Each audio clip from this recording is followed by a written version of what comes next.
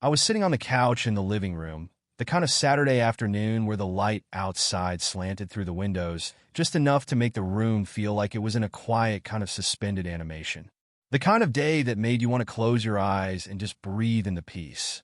My wife, Laura, was on the other end of the couch, flipping through a magazine, absent-mindedly running her fingers through her hair, the hum of the television quietly in the background.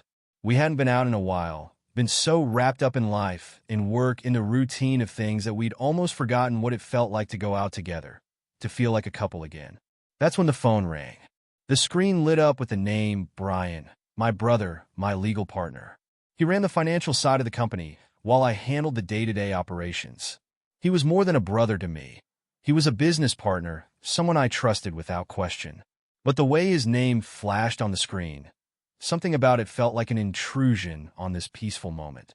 I hesitated for a second before answering. "Hey, Brian," I said, sitting up slightly. Laura glanced at me, but didn't say anything, her attention still lost in her magazine. "Hey, man, got some big news." Brian's voice crackled through the speaker, and I could hear the excitement in it, like a balloon barely containing all the air inside. "We're throwing a party tomorrow. Big one. It's for the baby, to celebrate and all. I was hoping you and Laura could make it." I felt the stir of something at the back of my mind, a kind of discomfort I couldn't quite place, but I pushed it aside. "That's great, Brian. Congrats, man. I'd love to come. We'd love to come. Right, Laura?" She looked up, her face lighting up with a kind of energy that seemed to pull me back from the fog I was in. "Oh my God, a party?" she said, suddenly sitting up straight, her eyes wide. "When was the last time we did something like that?" "Yeah, it's been a while, hasn't it?" I said, smiling. But something about her reaction, something about the way her whole demeanor shifted from tired, bored wife to excited, younger woman, made me pause again. Brian was still talking on the phone. "It's going to be a great time, man. Lots of people. I'll text you the details. Hope you both can make it." I promised him we'd be there, and we hung up shortly after. But before I even had time to process it, Laura was already jumping to her feet. "I'm going to need to find something to wear." She practically sprinted to the bedroom, her footsteps echoing in the hallway. I stared after her for a moment. I couldn't remember the last time she'd been so excited about a party. When we were first together, before we got married, she used to love them. She'd dress up, put on heels, and talk to everyone like she was the life of the party. But after we got married, that side of her seemed to slowly fade away. It was as if she had resigned herself to being someone's wife, my wife, and that was enough. Now, for years into our marriage, I realized how rare it was to see her so eager, so alive. I shook my head, trying to focus. "It's just a party," I reminded myself. "Nothing to read into." But as I heard Laura rummaging through the closet, I couldn't shake the feeling that something was about to change. Something in the air felt different, like the quiet before a storm. I tried to shake it off and turn back to the television, but my mind kept drifting. Brian's invitation hadn't felt like a casual thing. No, there was something else behind it, a sense of urgency. Maybe he wanted us there, and I wasn't entirely sure why. Then there was Laura. The way she was suddenly so full of life, her face flushed with excitement, her fingers already flipping through her clothes like she was on a mission. It was almost as if she were preparing for something, more than just a party. I heard the faint sound of a zipper being pulled open in the other room, the rustle of fabric, and for a second, I thought about what she was really looking for. What was she trying to find? Something to impress, something to become for one night. I took a deep breath. I had no reason to think anything was out of the ordinary. But then why did everything feel so off? I took a deep breath and leaned back into the couch, trying to shake off the unease that had crept up on me. "It's just a party," I reminded myself, trying to find some comfort in the simplicity of it all. Nothing to get worked up about. A celebration for Brian's new baby, surrounded by a bunch of people we knew, a few of my business partners, maybe some of our old friends. The kind of party that, in any other situation, would be a simple, pleasant evening. But my mind kept circling back to that nagging feeling, the strange sense that this wasn't just about a baby, that something else was at play. I tried to focus on the moment, but before I could talk myself out of it, I heard Laura's voice call out from the bedroom. "Hey, come here. Help me choose what to wear." I sighed and rubbed my eyes. I'd hoped for a quiet evening, but now she was practically buzzing with energy, asking me for opinions on her outfit like I was the one who needed convincing. I stood up and walked toward the bedroom, hearing the soft shuffle of fabric as she sorted through her clothes in the wardrobe. When I entered, I was met with the sight of her standing in front of the mirror, holding up one dress after another, scrutinizing each one like it was a final exam. "Are you seriously doing this?" I asked, half amused, half exasperated. She looked at me with a playful smile, but there was a hint of tension in her voice. "Yes, this isn't just any party, you know. Brian invited a lot of important people. Our partners, investors, some of your friends. I need to look good. I want to make a real impression." I raised an eyebrow, but I couldn't deny that she had a point. Our business, our circle of friends, and even some of the investors I was trying to impress, it all hinged on how we presented ourselves. The people at these parties were more than just acquaintances. They were connections, influencers, the kind of people who could make or break deals. Laura knew that, and as much as I wanted to dismiss her worries, I understood why it was important for her to look her best. "Okay," I said, letting out a breath. "But don't spend the whole night trying to pick the perfect dress. It's just a party. You'll look great in anything." Laura smirked, her eyes twinkling with that familiar, mischievous spark. "No," she said, shaking her head. "I want to look amazing. I want to turn heads." Her voice dropped a little, as if the words themselves carried some weight, as if there was more to it than simply looking good for a party. I hesitated for a second. I knew how she was, always striving for perfection, always wanting to be the best. But she had a point. This was different. The people who would be there, investors, friends, clients, were all watching, evaluating, judging. I stepped closer to her and looked at the selection of dresses scattered across the bed. She held up a deep red gown, a sleek black dress, and then a bold blue number that was so tight it seemed to barely breathe on the hanger. "What about something simple?" I suggested, pointing to the black dress that was just under her knee-length suit jacket. "This one, it's elegant. It'll fit under my suit perfectly, and it's timeless." She pursed her lips, considering it. "I don't know. It's too safe. I want something that stands out, something that will make an impression." I stepped closer, my voice quieter now. "Laura, trust me, you'll look amazing in anything you wear. You don't need to stand out more than you already do." She paused for a moment, looking at herself in the mirror, then back at the dress I'd pointed to. She gave me a half smile. "All right, but you better be ready to give me compliments all night." I chuckled and nodded. "You got it?" We spent the next hour sifting through her wardrobe. I sat on the bed, my thoughts drifting into silence, occasionally offering suggestions, but mostly just watching her, mesmerized. It wasn't the clothes that caught my attention. It was her. The way she moved, the way she looked at herself in the mirror like she was both critiquing and admiring, and the way she had this subtle confidence that was always there, just beneath the surface. She was perfect in every way, and for a moment I felt a rush of gratitude. I'd married her. This beautiful, intelligent, confident woman, she was mine. We'd built this life together, and no matter how busy we got, how routine our days became, there were moments like this, small, quiet moments when I could stop and remember why I chose her, why I loved her. She looked back at me, her face softening for a second, the smile still there. "You really think I'll look good?" I nodded. "You'll always look good. You have no idea how lucky I am." She blinked, a little taken aback, as if she hadn't quite expected the sincerity in my voice. Then, without another word, she slipped into the black dress. And for the first time all day, I felt the tension that had been simmering in me melt away. Everything was fine. It was just a party. Nothing to worry about. We were a team. But even as I reassured myself, I couldn't shake the thought that something had shifted, that something I hadn't noticed yet was just around the corner.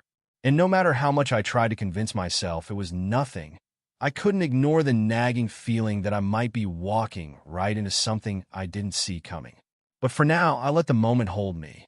She was beautiful, she was mine, and everything else could wait. The sound of running water in the bathroom stirred me from a deep sleep. For a moment, I thought it was still too early to be awake on a Saturday. But then I heard it, the soft, lilting hum of Laura's voice carried through the bathroom door. She was singing in the shower, her notes rising and falling like she was auditioning for something bigger than a party. It was barely 6 a.m. I squinted at the clock beside the bed, blinking away the haze of sleep. It seemed absurd to me that she was up this early. The party wasn't until 6 p.m. We had hours, half a day, before we needed to be anywhere. But there she was already in full swing, excited as if she had a meeting with the president or something equally important. I rubbed my face and got out of bed, the sheets still warm around me. I knocked lightly on the bathroom door, leaning against the frame, watching as steam curled up from the bathroom like it was holding its breath. "Laura," I called softly, my voice still thick with sleep. "What are you doing? It's so early. The party's not for hours." She didn't stop singing, but I heard her laugh, the sound rich and warm. "I know, but I need to get ready." "Ready? What do you mean, ready?" I asked, stepping into the bathroom, confused by her early enthusiasm. She poked her head around the shower curtain, eyes sparkling. "I'm just starting with the basics, getting myself cleaned up. I'm going to get my makeup done, my nails done, all the stuff that takes time. Gotta be looking perfect for tonight, right?" I stared at her for a moment, unsure if she was joking. "Laura, the party doesn't start until 6. We have, 12 hours? Why are you starting this now?" I couldn't understand why she was treating it like a production. The whole thing was a casual get-together, right? Just a bunch of people we knew, friends, family, business partners. Nothing that needed this level of preparation. She grinned, her eyes twinkling with that infectious excitement. "Because I want to look my best. I want to look amazing for you, for us." She paused, pulling back the curtain fully and giving me a quick, almost shy smile. "This party could change everything. You'll see." Her words hit me like a jolt of electricity. This party could change everything. The way she said it, so sure, so confident, left a weird feeling lingering in the air. It was as if she was talking about more than just dressing up, more than just a celebration for Brian's baby. What could she possibly mean by that? I stood there, frozen for a moment. I tried to wrap my head around it, but I couldn't. "Why does it matter so much?" I asked. "It's just a party. A chance to catch up with people, maybe drink a little too much, and then go home. No big deal." She was quiet for a second, and I could feel her eyes on me, studying me with an intensity one hadn't expected. Finally, she spoke, her voice softer but still firm. "It's not just any party. This one's different. You'll see." There it was again, that phrase. "You'll see." For a moment, I thought about pushing back. I almost asked her if there was something she wasn't telling me. But I didn't. The words caught in my throat. What was I supposed to say? She was my wife. And after all, it wasn't like she was asking for anything out of the ordinary. She just wanted to look her best, right? Wasn't that normal for a woman? "Okay," I said, nodding slowly. "I just don't get it, but if you want to go all out, go ahead." She smiled brightly, seeming pleased with my answer, and turned back to the shower. "Thanks, babe. I'll be done with the basics soon. Then I'm going to meet a friend for the full pampering. Nails, face, everything. I'll be home by 3, so you don't have to wait long." I stood there for a while, watching her as she turned the water off. The hum of the bathroom fan was the only sound for a few seconds. Something felt off. She was acting so distant, not in a bad way, but in a way that was hard to explain, as though this party wasn't just another social event. It was the thing that was going to change everything. But how? Why? I shook my head, trying to dismiss the thought, but it wouldn't go away. It wasn't like I didn't trust her. I did. But there was a strange energy about this party, something about her behavior, the way she was already preparing so intensely. I just couldn't shake the feeling that something was lurking just beneath the surface, something I hadn't seen yet. I stepped out of the bathroom and made my way to the kitchen, trying to distract myself by making coffee. But even as I poured the hot water, I couldn't stop thinking about her words. This party could change everything. She was getting ready like it was the most important night of our lives. And maybe, just maybe, she was right. But I couldn't shake the feeling that this night, this party, might bring a lot more than just new faces and champagne. There was something else in the air, something I couldn't name yet, but that was beginning to settle inside me, heavy and unsettling. I stared at my reflection in the darkened kitchen window, the words echoing in my head. "You'll see." And for the first time, I wasn't. It felt strange sitting there, watching her slip into the taxi with her friend. The door closed behind her with a soft click, and just like that, she was gone, off to be pampered, to get her nails done, her makeup perfected, her hair styled to perfection. I could only sit there in silence, the weight of the morning pressing down on me. At first, I thought about going back to bed, trying to get a few more hours of sleep. But then I stopped myself. It didn't feel right. The excitement in the air, the anticipation, it had a pull. Even on me. The party was still hours away, but everything about the way Laura was preparing, the way she seemed to be turning this event into something monumental, had made me think. Maybe I should get myself in order too. I didn't want to be caught off guard, unprepared, looking out of place. So I made my way to the bedroom, pulling out my black suit from the closet. I ironed it carefully, trying to make sure the creases were perfect. I shaved off the stubble, took my time, feeling the cool razor glide over my face. When it was done, I washed up, and there I was looking at myself in the mirror, feeling sharp, crisp, and ready. But still, something gnawed at me. By 10 o'clock, I was dressed and standing in front of the mirror, examining myself from every angle. I ran my hand over the smooth fabric of my suit jacket, adjusted my tie, then straightened it again. Everything looked good. Too good, maybe.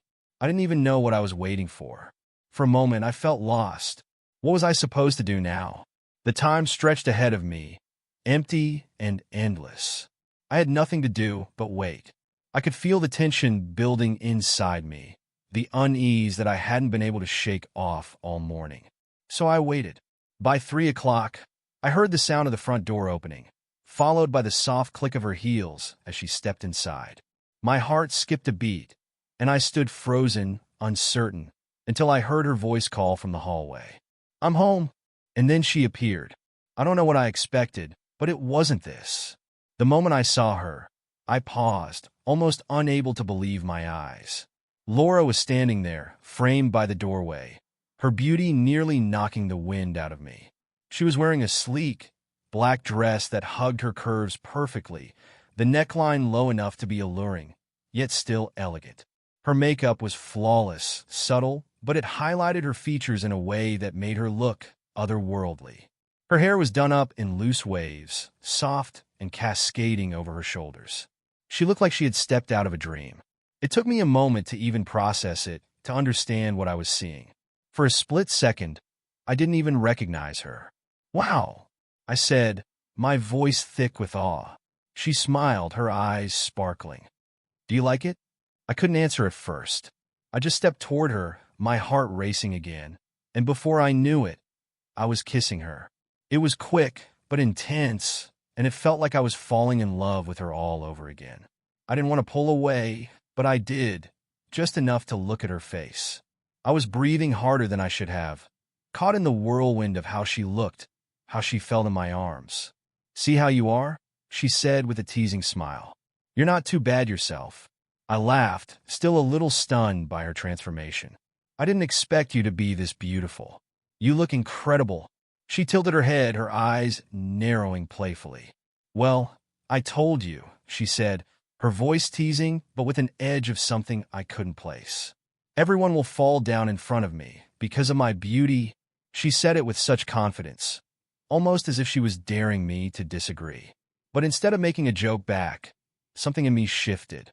I wasn't sure if it was jealousy or just curiosity, but the question slipped out before I could stop myself. "So, is this for someone else? Or for me?" I asked, my voice sounding sharper than I intended.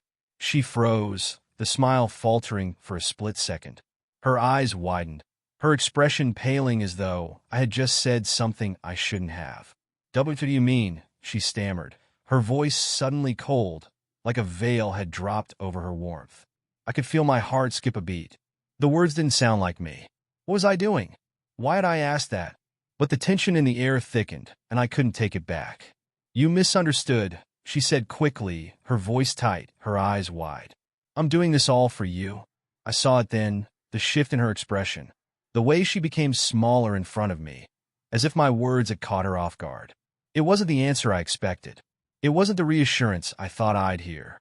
There was something else behind her eyes, something she wasn't telling me. I took a step back, trying to soften the moment. No, I didn't mean to sound like that. I just wasn't sure what you meant. You look amazing, and I just wanted to know if it was for me. She looked at me for a long, tense moment before nodding slowly. It's for you. Always for you. But the way she said it, there was an undertone to it, something that felt like a half-truth. And for a moment, I wondered if I had just stepped into something deeper than I was ready for. But I didn't push. Not then. Instead, I smiled, trying to bring us back to where we were before. Let's just go. We'll figure it out at the party. I could still feel the weight of the moment hanging between us, like a cloud that wouldn't clear. But for now, I pushed it aside. We had a party to attend, and whether I liked it or not, things were already starting. The drive to Brian's mansion felt like a blur. The excitement had built to such a point that I couldn't stop grinning. The day had been filled with tension, with that strange, unsettling feeling hanging in the air. But now that we were in motion, I felt lighter. The mood in the car was infectious. Laura was still glowing, and I was caught up in her energy. She was positively radiating joy, every inch of her smile lighting up the night. I couldn't help but feel proud. There she was, my wife, stunning as ever, and we were about to walk into a party that, for whatever reason, had everyone talking. It was like something out of a movie. As we approached Brian's place, the first thing that hit us was the sheer volume of people. The street was lined with cars, probably 20 or more, their headlights reflecting off the pavement like a constellation of moving stars. The music thumped in the air. You could hear it even before we got out of the car. The whole neighborhood seemed to be buzzing with life, filled with energy, excitement, and anticipation. We parked and got out of the car, stepping into the warm night air. The sound of laughter and chatter floated through the air as we made our way toward the grand entrance of Brian's mansion. It was hard not to be impressed. The house was lit up like a beacon, beautiful, towering, and opulent. The kind of place you only saw in magazines. And as we crossed the threshold, I immediately felt the weight of the place, the extravagance of it all. Inside, it was even more alive. A sea of people moved in every direction. Familiar faces greeted me as I stepped in. My business partners, friends, old acquaintances, everyone was here. There were handshakes and backslaps, people laughing, drinks being passed around, the scent of gourmet food wafting from the kitchens. And then I saw him, Brian, standing in the middle of it all, wearing a wide grin on his face, his eyes lighting up when he saw us. "Hey, you made it!" Brian shouted over the music, his arms wide as he walked over to us. My wife and I exchanged a look, then moved toward him. He grabbed me in a big hug and slapped my back with a force that made me laugh. We congratulated him, told him how happy we were for him and his new baby, and then, with a flourish, I handed him the massive gift my wife and I had carefully chosen, a sleek, $5,000 toy car for the baby. It was ridiculous, really, but Brian loved it. The smile on his face said it all. We chatted for a while, caught up with Brian, made a few more rounds to say hello to people we knew. I was in a great mood, feeling that familiar rush of excitement you get when you're surrounded by people you trust, people you do business with, and just people who like you. It was easy to slip into the rhythm of the night, to forget everything else. Laura, as always, was a social butterfly. She quickly slipped away to join her friends, her laughter blending with the music. She was in her element, talking and laughing with the other women.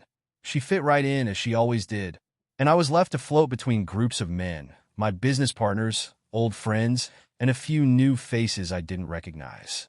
The conversation was casual but meaningful, filled with talk of investments, future deals, and the usual posturing that goes on at these kinds of events. But I was in good spirits. I had everything in control, and for once it felt like the perfect night.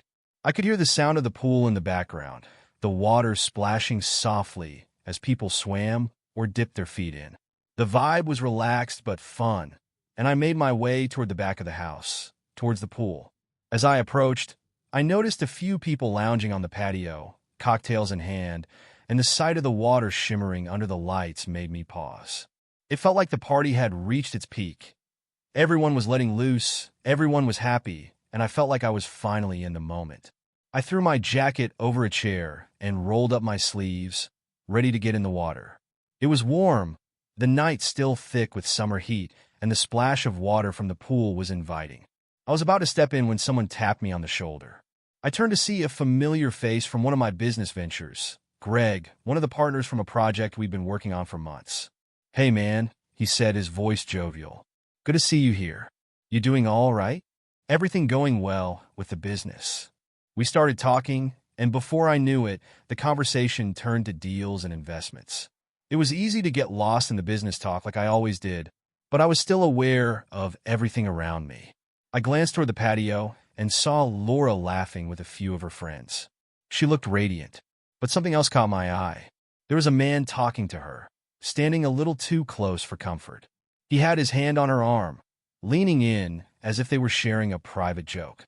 I couldn't hear their conversation, but I could see the way she smiled at him. Flirtatious, friendly, her eyes sparkling in that way they did when she was in a good mood. I felt a flicker of something inside me, something I couldn't immediately name. Jealousy? Possessiveness? Or was it just discomfort? I shook it off, not wanting to ruin the mood. She was just being friendly, right? It's just a party. But as I stepped closer to the pool, I couldn't help but keep an eye on her. Something about the way she was interacting with this man felt different. It felt too familiar, but I couldn't quite put my finger on it. I tried to focus back on the conversation with Greg, but my mind kept drifting. Something about tonight felt off. Still, I pushed it aside, telling myself that I was just being paranoid. There was no need to ruin the fun. After all, it was just a party. The night was wearing on, the music still pounding, laughter filling the air, but somewhere in the midst of it all, I found myself drifting. I'd been enjoying the party, no doubt, laughing with friends, making deals, enjoying the attention of my partners. But something was starting to gnaw at me, a nagging feeling that I couldn't shake. I looked around, scanning the crowd for Laura. I wanted to tell her about the deal I'd just made, the one that was going to take our business to the next level. I had to share it with her, see that proud smile on her face, and hear her excitement. But when I reached the spot where I last saw her, she wasn't there. I brushed it off at first. Maybe she was just with her friends. But after a few more minutes of looking around the house, walking from room to room, scanning the patio, the garden, and the bar area, I started to feel a little uneasy. Where the hell is she? I muttered under my breath. I went outside, checking the front yard, hoping she'd just stepped out for some fresh air. I called her phone once, twice, no answer. My stomach tightened. Where could she be? I lit a cigarette, the smoke drifting up into the cool night air, my mind racing. I couldn't help but think about that man, the one she was laughing with earlier. Something about the way they were interacting had felt off. I couldn't pinpoint it then, but now it was nagging at me, eating at my insides like a slow poison. As I stood there, trying to make sense of it all, I noticed a black Maybach parked just off the street, its tinted windows glinting in the streetlights. My thoughts were scattered, but then movement. I squinted, watching as the car door opened slightly. I didn't think much of it. People left and came, and the party was packed with guests. Maybe they were just stepping out for a quiet moment away from the chaos. But then I saw her. Laura. She stepped out for the back of the car, laughing. Her face was flushed, her hair wild, and there was something about her, something I couldn't immediately place. She was adjusting her clothes, smoothing down the fabric of her dress, as if trying to make herself look more put together. The sweat on her face glistened under the streetlights, but it wasn't just from the heat. No, there was something more. What the hell was going on? I froze. Then the man. He stepped out of the car, right behind her. He wasn't wearing a shirt, just his jeans, his chest bare, glistening with sweat. His posture was relaxed, almost too relaxed, as though nothing was amiss.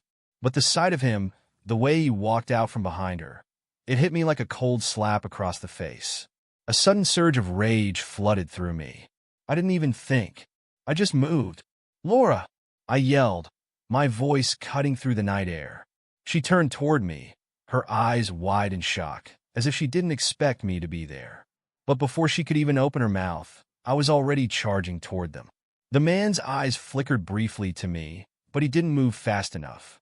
I was on him, and in an instant, my fist connected with his face with a sickening crack. He staggered back, his hands flying up instinctively, but the damage had already been done. "You son of a fool!" I screamed.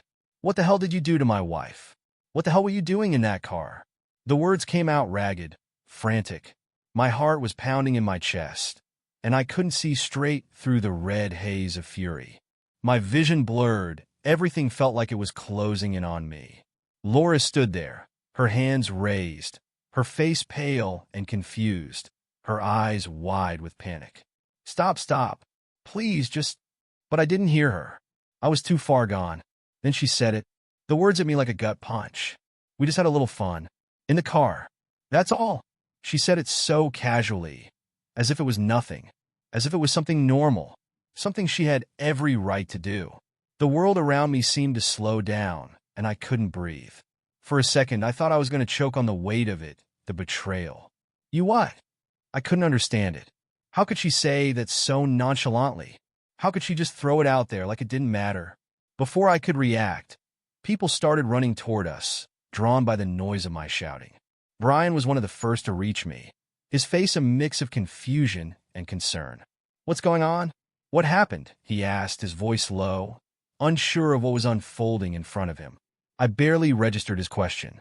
My mind was still stuck on Laura's words. We just had a little fun.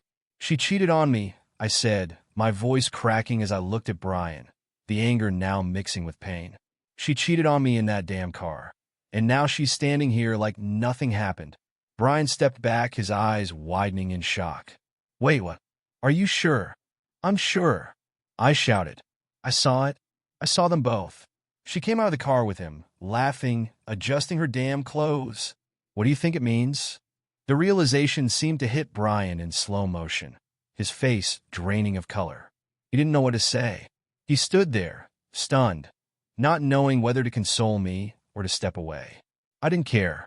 I couldn't care. The pain, the betrayal, it was too much. I turned away, my throat tightening, my chest heaving with every breath. I needed air. I needed to get away from this, from her, from the people who were suddenly gathering around like it was some kind of spectacle. I walked or stumbled really away from the scene, hearing Brian calling after me, asking me what happened. But I didn't answer. I couldn't answer. Tears were already welling up. And as I stepped out into the street, the cool night air hit my face, but it did nothing to ease the burning inside. I walked down the empty street, my legs unsteady, the world around me spinning. I just wanted to leave, to get away from it all. I didn't look back, and as I walked further from the party, the sound of Brian's voice fading behind me, I couldn't help but wonder if everything I thought I knew about my life, about my marriage, had just shattered. I came home that night, my body numb, my mind swirling in chaos.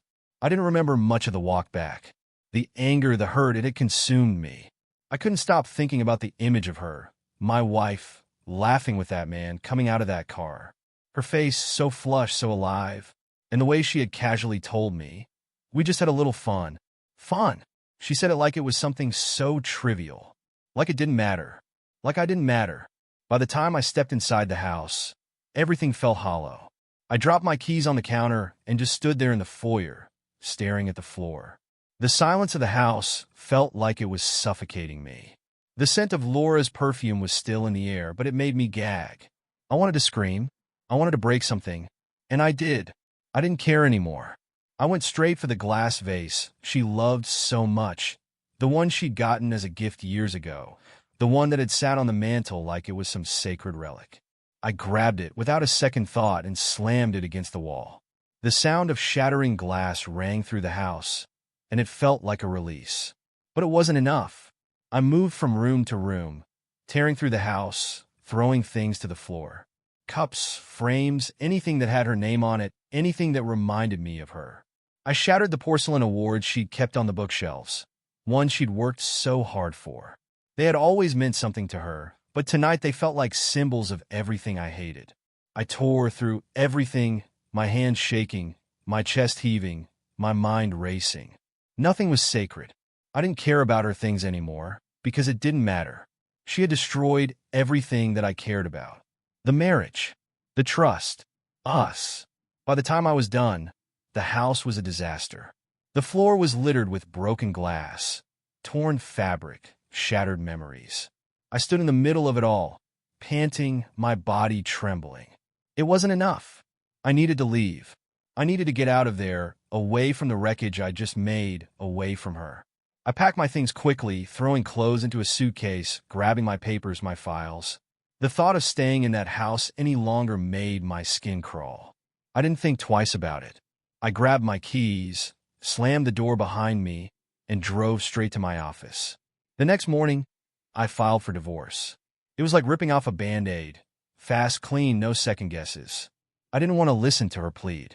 I didn't want to hear her excuses. She made her choice. When I handed the papers to my lawyer, I felt nothing but a cold emptiness. I wasn't angry anymore. Anger felt too weak. I didn't have time for it. What I had now was determination. Laura called me that night. Her voice was shaky, desperate. She begged me not to do it. I made a huge mistake. I'm so sorry, she cried. And for a moment, I almost believed her. I could take her back, right? Maybe things would go back to the way they were. Maybe I could forgive her. But then I remembered the look on her face when she came out of that car. I remember the way she looked at me, not even ashamed. I'm pregnant, she said. Please don't do this. You're the father. Her words hit me, but not the way I thought they would. She wasn't going to manipulate me with that. I didn't care. I didn't care about the baby. I didn't care about her anymore. I didn't respond. Instead, I hung up the phone and blocked her number. For the first time in what felt like years, I felt free. I threw myself into my work. The business was my focus now. I didn't need distractions. I didn't need anyone telling me what to feel or how to act. I didn't owe her anything. A month passed. Things moved quickly. I closed deals, negotiated contracts, and felt the weight of the business growing heavier on my shoulders. It was easier to stay busy, easier to focus on anything but her. But then, just as I was starting to settle into my new routine, I got another call. It was from her, of course. She was crying again, telling me she was pregnant, that it was mine, and she didn't know what to do. I didn't even flinch. I blocked her number again. And just like that, it was over. I was free. At least, that's what I told myself. But deep down, something inside me had changed. The man who walked away from her that night wasn't the same man who had married her. I had burned that bridge. Now I just had to keep moving forward.